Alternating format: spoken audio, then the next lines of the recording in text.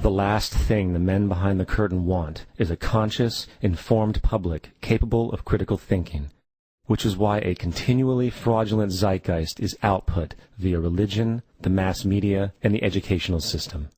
They seek to keep you in a distracted, naive bubble, and they are doing a damn good job of it. In 2005, an arrangement between Canada, Mexico, and the United States was made. This arrangement, unannounced to the public, unregulated by Congress, merges the United States, Mexico, and Canada into one entity, erasing all borders. It's called the North American Union, and you might want to ask yourself why you've never heard of this. In fact, there is only one mainstream reporter who has actually heard of and has had the courage to cover this issue. The Bush administration's open borders policy and its decision to ignore the enforcement of this country's immigration laws is part of a broader agenda.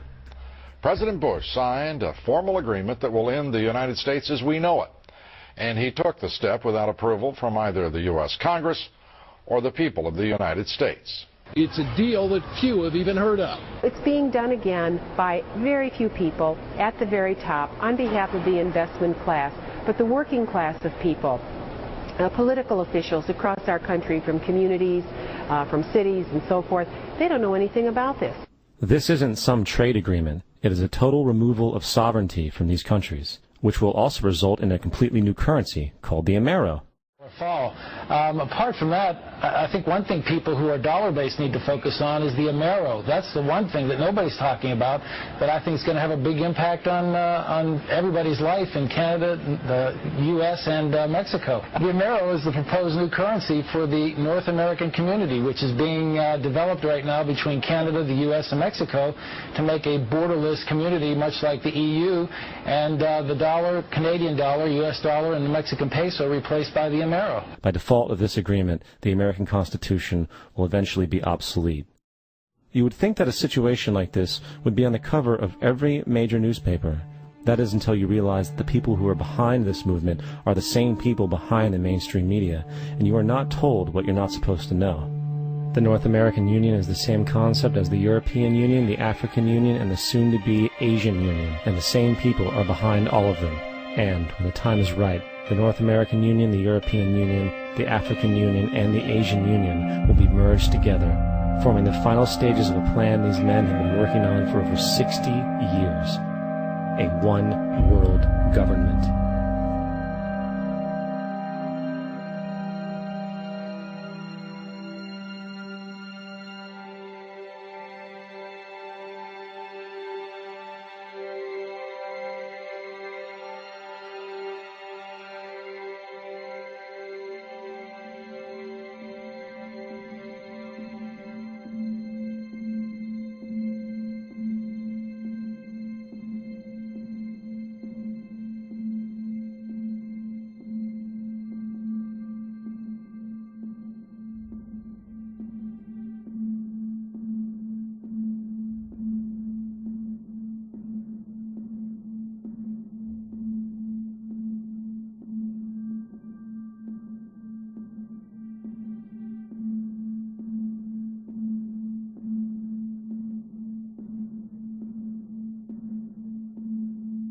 One bank, one army, one center of power.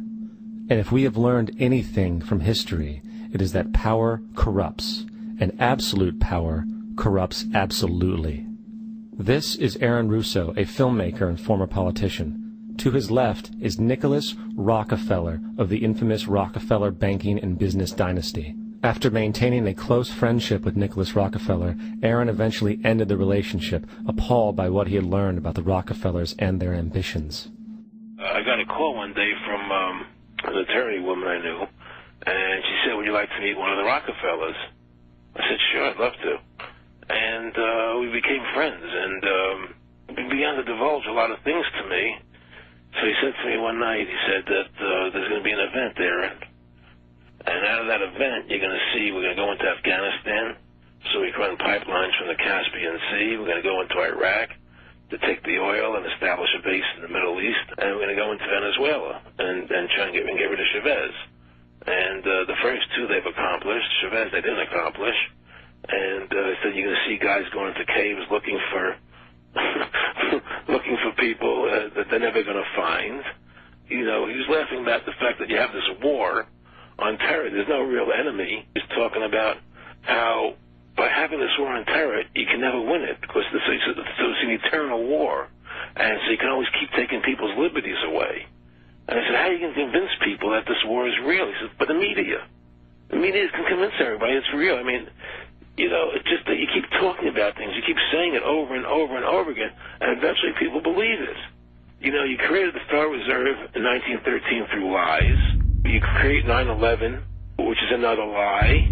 Through 9/11, you're fighting a war on terror, and now all of a sudden you go into Iraq, which was another lie, and now they're going to do Iran. You know, and it's all one thing leading to another, leading to another, leading to another. Now, I would say, what are you doing this for? What's the point of this thing? You have all the money in the world you ever want. You have all the power. I said, you know, you're hurting people. It's not a good thing. And he would say, what do you care about the people for? Take care of yourself and take care of your family. And then I said, so what are the ultimate goals here? He said, the ultimate goal is to get everybody in this world chipped with the RFID chip and have all money be on those chips and everything on those chips. And if anybody wants to protest what we do or violate what we want, we just turn off the chip. That's right, microchipped. In 2005, Congress, under the pretense of immigration control and the so-called War on Terrorism, passed the Real ID Act, under which it is projected by May 2008, you will be required to carry around a federal identification card, which includes on it a scannable barcode with your personal information.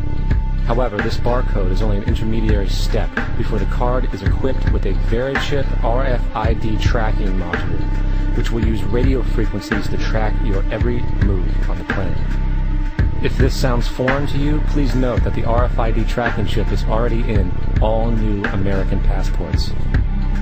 And the final step is the implanted chip, which many people have already been manipulated into accepting under different pretenses.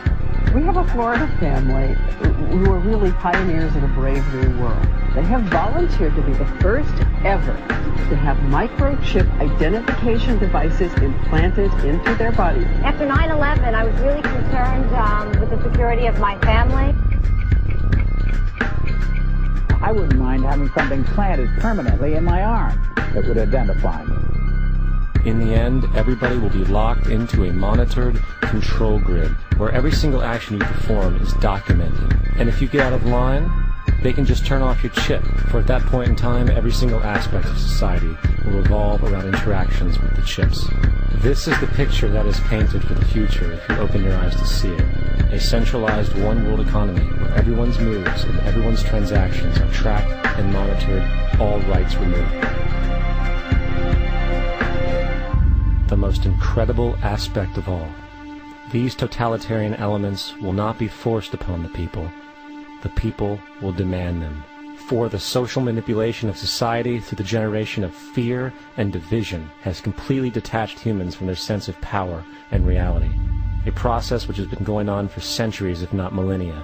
Religion, patriotism, race, wealth, class, and every other form of arbitrary, separatist identification and thus conceit has served to create a controlled population, utterly malleable in the hands of the few.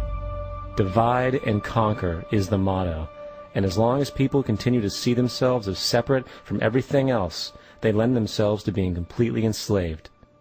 The men behind the curtain know this, and they also know that if people ever realize the truth of their relationship to nature, and the truth of their personal power, the entire manufactured zeitgeist they prey upon will collapse like a house of cards.